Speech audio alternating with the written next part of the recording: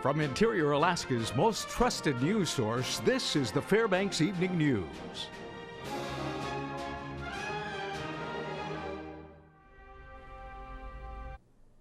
Good evening and thank you for joining us. An autopsy for Juneau Mayor Stephen Fisk is showing he died of natural causes on Monday. Police are investigating the unexpected death that took place at his home.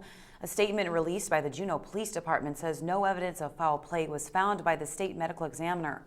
Police claim marks found on Fisk's body were consistent with injuries caused by falling or stumbling into objects. The final autopsy report will be completed within the next 2 months and include toxicology results. And in other news this evening, a man charged in an armed robbery of a Fairbanks taxi cab driver was sentenced this morning in Superior Court. 26-year-old Jacob Kooks was charged with felony assault, armed robbery, and theft from the May 2014 incident.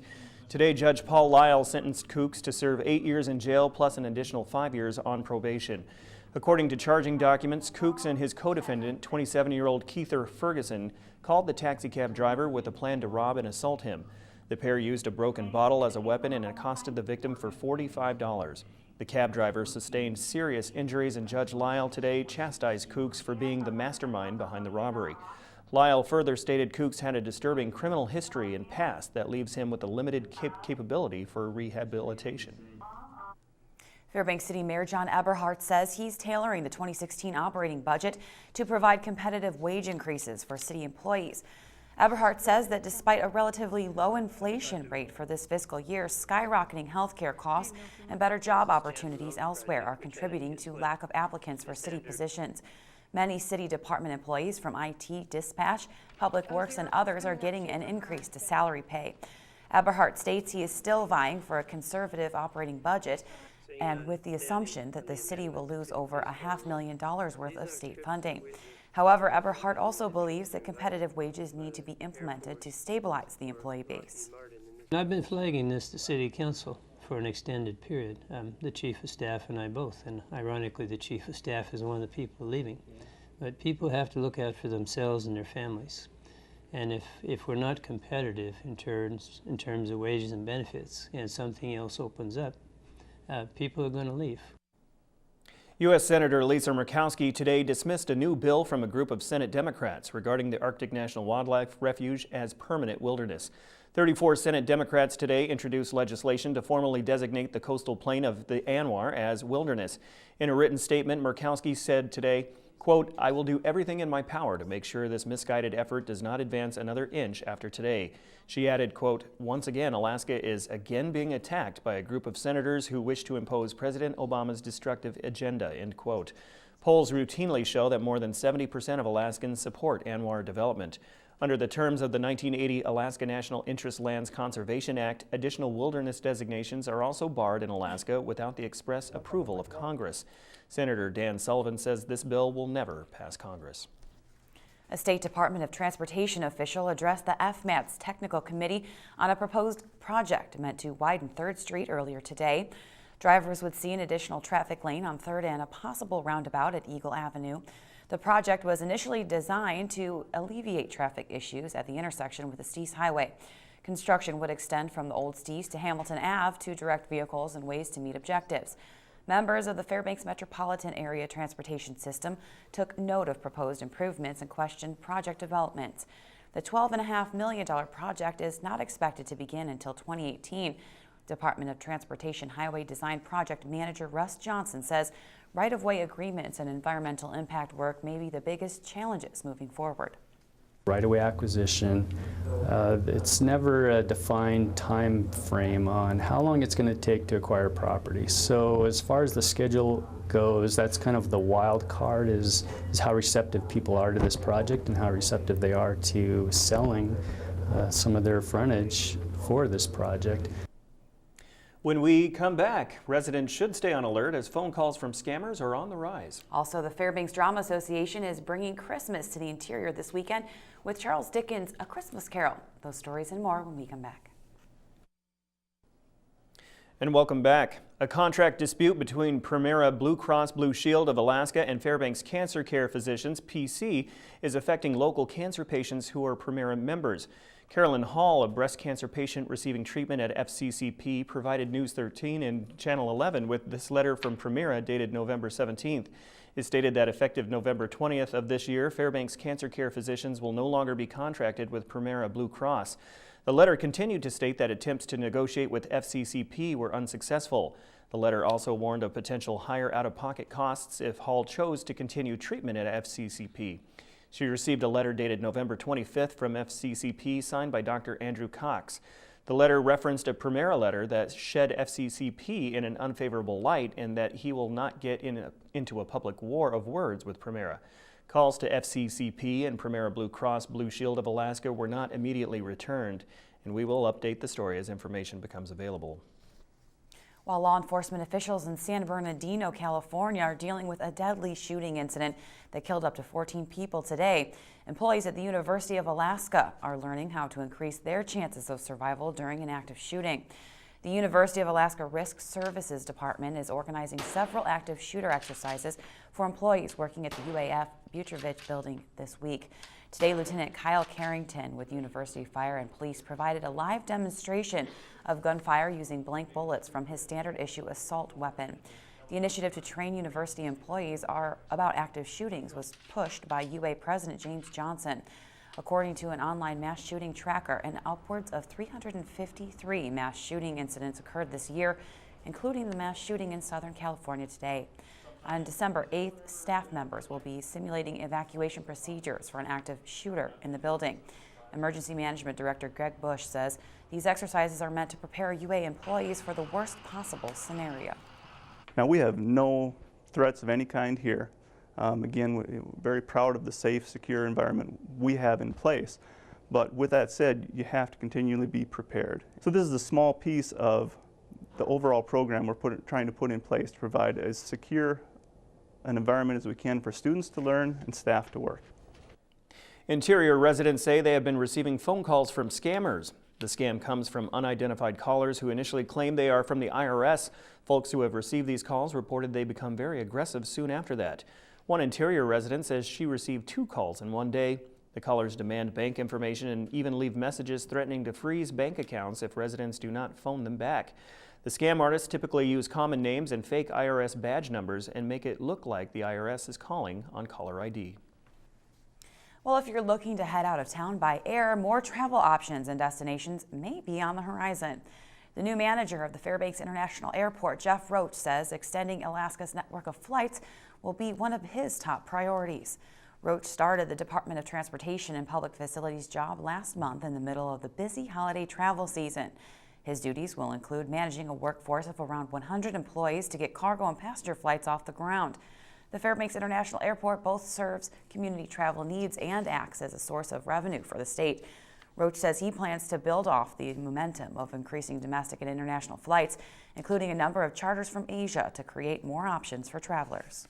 So that means going out and actively recruiting to get more flights coming to Alaska. So we are opening the world to travelers, and that's where a big part of my focus is going to be, is looking at the strategic view of Fairbanks International Airport. How can we reach out and make more opportunities for the traveling public, cargo carriers, all of our stakeholders. Charles Dickens' A Christmas Carol is coming to life again in the interior starting this weekend. The Fairbanks Drama Association will be telling the story of Ebenezer Scrooge's transformation from a self-centered grouch to a caring individual. Romulus Linney, who wrote the theatrical adaptation, claims to have vowed to stick close to the framework of Dickens' original story. Linney says he wanted to expose the child within Scrooge that allowed him to find happiness. An updated set and backdrop will allow audience members to get a glimpse into the atmosphere of Victorian England. The Fairbanks play is directed by Steve Mitchell and runs through December 20th at the Riverfront Theater. Mitchell says the story has become a popular holiday classic that Dickens himself was proud of. Well, I think A Christmas Carol is renowned throughout the world as a holiday favorite. I found in doing a little research on the show that it was Charles Dickens' favorite piece of all his writings. And it's basically a pretty simple story of one man's transformation. I love that story. What's the movie with, what's his name? Oh, him. Yeah. You know who I'm Scrooged. talking about? Scrooged. Yes, I've always loved that movie. That's a great one. Great one. Bill Murray. All right, Joe Cook is up next with sports, and he has some high school sports action from the ice and the wrestling mats. Also find out how the Alaska men's basketball team plans to attack GNAC opponents this week. Stay with us.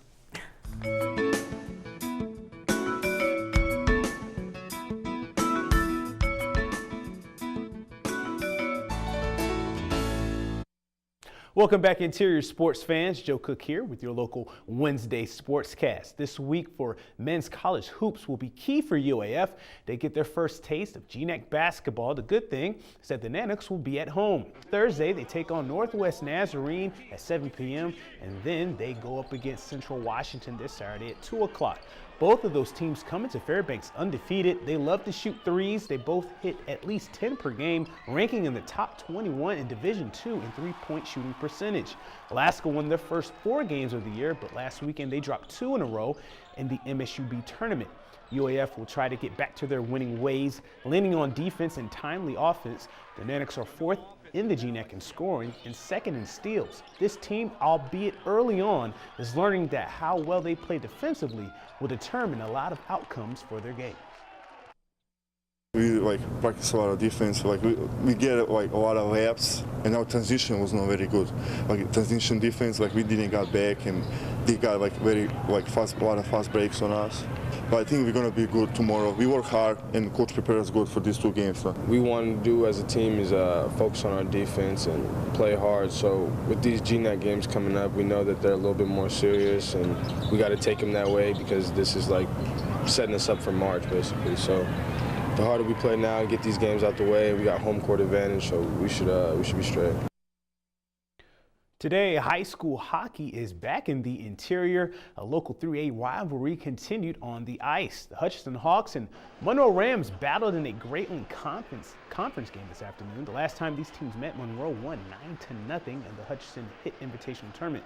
The Rams were up 4-0 after the first period. The second period turned into a goalie battle between Monroe's Nate Jankowski and Max Heineken of Hutchinson. But the third period, the pucks flew early and often. 3 goals were scored in less than 2 minutes. Ryan Michelle gave Monroe a 5-0 advantage to start the third. About 40 seconds later, Dylan Steele, he goes coast to coast for his 3rd goal of the game. Brandon Rustad returned for Hutch, and he found Brandon Simon for the goal to prevent the shutout. But this one goes to the Rams. They win it 6-1. Jankowski had 14 saves and 2 assists as Monroe remains undefeated.